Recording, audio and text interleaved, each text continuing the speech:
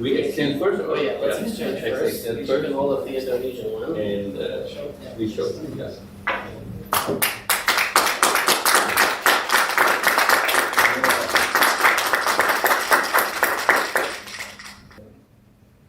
Okay, 1, 2, 3. Give me cheese. 1, 2, 3. Thank you, sir. Nah, di samping itu juga ada pengembangan critical mineral. Dalam hal ini adalah perpanjangan daripada Freeport. You just have one of each because it's. You just have one of each because it's. You just have one of each. Okay, thank you.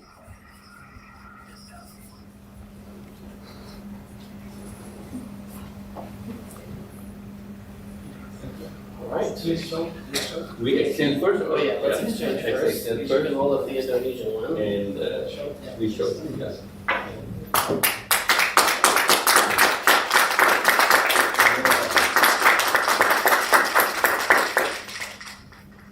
Please.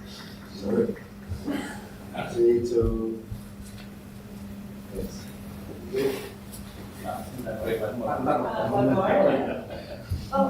Yeah, ada proper photographer. And I want to take a picture with my ambassador. Of course. Yeah. So, my ambassador, please be here. Yes. So, take another picture. This is in Washington. So, this is in Washington. Yes. Please. Yes. Yeah. I had tucked away, but it was on Okay, 1, 2, 3. Give me cheese. 1, 2, 3. Thank you, sir. Thank you. Thank you, sir. Can we make one thumbs? Okay. 1, 2, Everyone 3. thumbs up. Okay. Because there is only one way. Go Thank you, up. sir. Thank you, sir. Very good. Yeah. Right. Okay. Thank you. Assalamualaikum warahmatullahi wabarakatuh. Salam sejahtera bagi kita semua yang kami hormati teman-teman media elektronik, media TV dan masyarakat Indonesia. Selamat juga telah hadir malam ini dalam bulan puasa. Dan saya didampingi oleh Bapak Rosan Roslani, Menteri Investasi, Bapak Teddy Indrawijaya dari Sekretaris Kabinet, Bapak Duta Besar Indroyono Susilo. Kemudian dalam kegiatan beberapa hari ini, mulai dari kemarin bersama Bapak Presiden menghadiri Indonesia US Business Summit yang juga diselenggarakan bersama Yusindo, Kadin, dan Apindo. Itu kemarin telah ditandatangani 11 Memorandum of Understanding, baik itu dari segi perdagangan yang merupakan turunan daripada agreement untuk reciprocal trade, untuk pembelian energi, pembelian agriculture, dan juga untuk pembelian lain yang nanti Pak Rosan akan menjelaskan. Itu nilainya sebesar 38,4 miliar. Juga ada sektor teknologi. Nah, di samping itu juga ada pengembangan critical mineral. Dalam hal ini adalah perpanjangan daripada Freeport McMoran dari 2041 sampai 2061.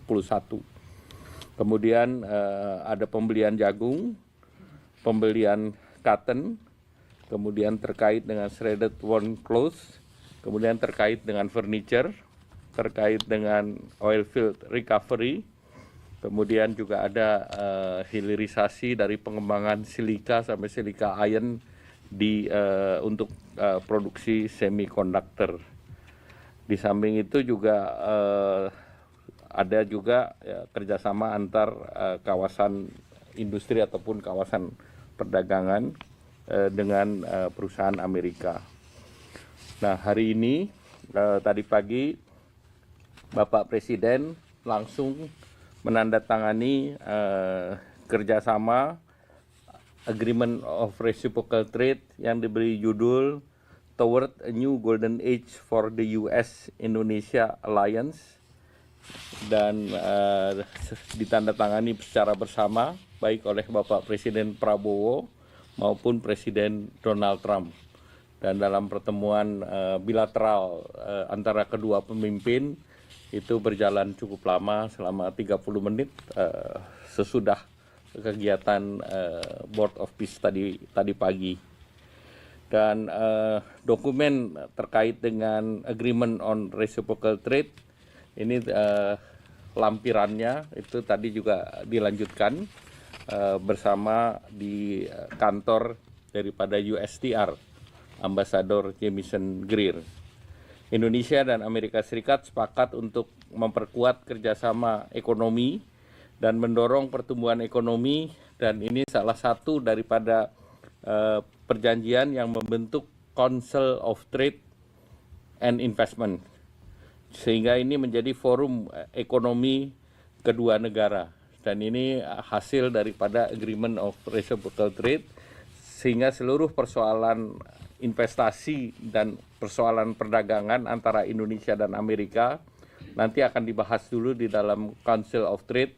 Apabila terjadi kenaikan yang di luar terlalu tinggi atau hal yang dianggap bisa mengganggu neraca daripada kedua negara. Tujuan dan visi perjanjian adalah untuk mewujudkan kemakmuran ekonomi bersama, rantai pasok yang kuat, dan menghormati kedaulatan dari masing-masing negara. Jadi saya garis bawahi, menghormati kedaulatan dari masing-masing negara itu menjadi bagian daripada perjanjian yang ditandatangani.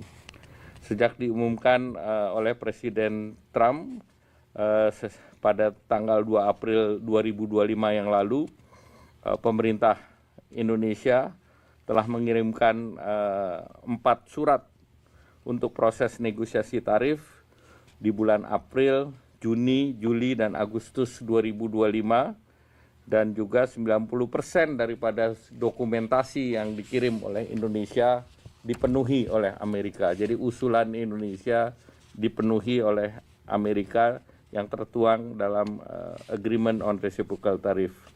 Dan dalam periode tersebut Indonesia mengunjungi Washington DC 4 kali, kemudian 7 kali putaran perundingan, dan lebih dari 9 kali pembahasan in person maupun virtual dengan USTR atau Duta Besar Jamieson Greer. Di dalam proses sebetulnya juga kita berbicara dengan Commerce ataupun Commerce Secretary dan Treasury Amerika.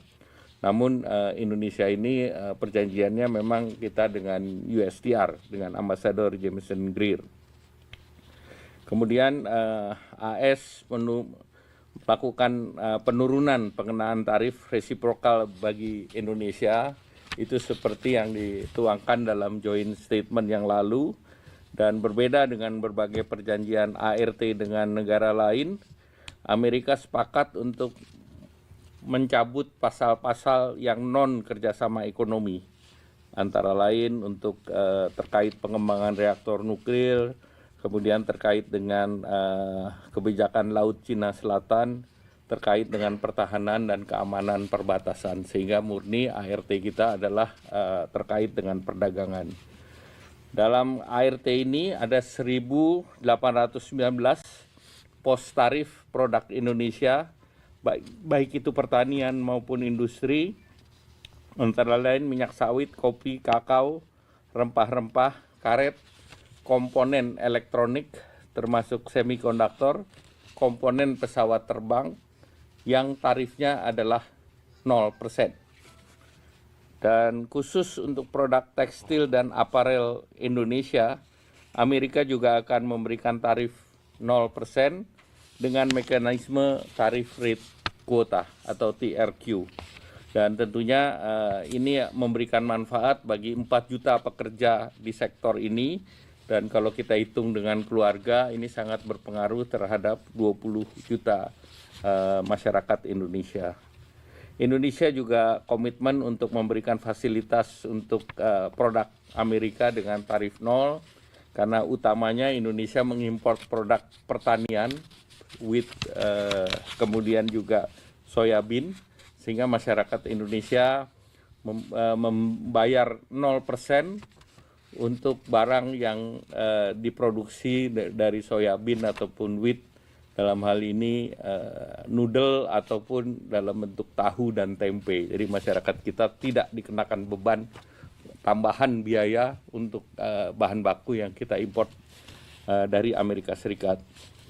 Kemudian dia sesuai dengan posisi di dalam forum WTO, kedua belah negara sepakat untuk tidak mengenakan bea masuk transaksi ekonomi elektronik, dan ini juga kita berikan kepada Eropa, jadi bukan Amerika saja.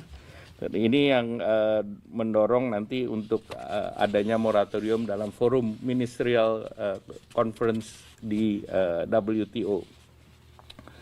Indonesia juga mendorong transfer data lintas batas terbatas sesuai dengan undang-undang yang berlaku di Indonesia, dan juga merecognize bahwa Amerika pun akan memberikan perlindungan kepada data konsumen setara dengan perlindungan data konsumen yang diberlakukan di Indonesia.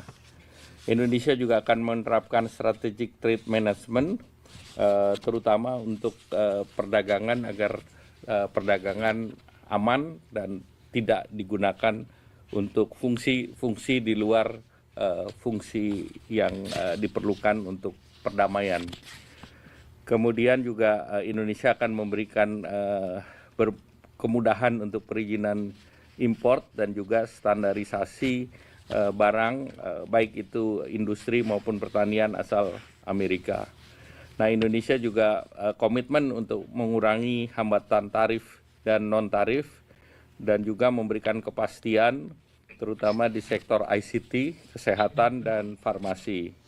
Perjanjian ini akan berlaku 90 hari setelah proses hukum diselesaikan kedua belah pihak, baik itu di Indonesia dengan konsultasi dengan DPR maupun di Amerika dengan proses internalnya.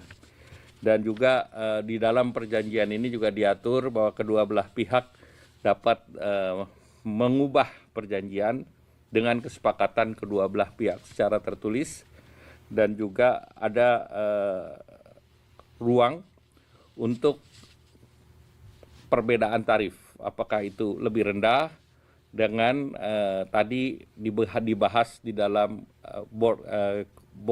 Council of Board yang akan dibentuk. Dan selanjutnya tentu kami dari pemerintah akan segera menyampaikan kepada DPR RI terkait dengan undang-undang ini, dan juga dalam perjanjian ini tujuannya juga untuk mencapai Indonesia Emas, sehingga perjanjian ini juga disebut sebagai New Golden Age bagi Indonesia maupun Amerika Serikat itu sendiri.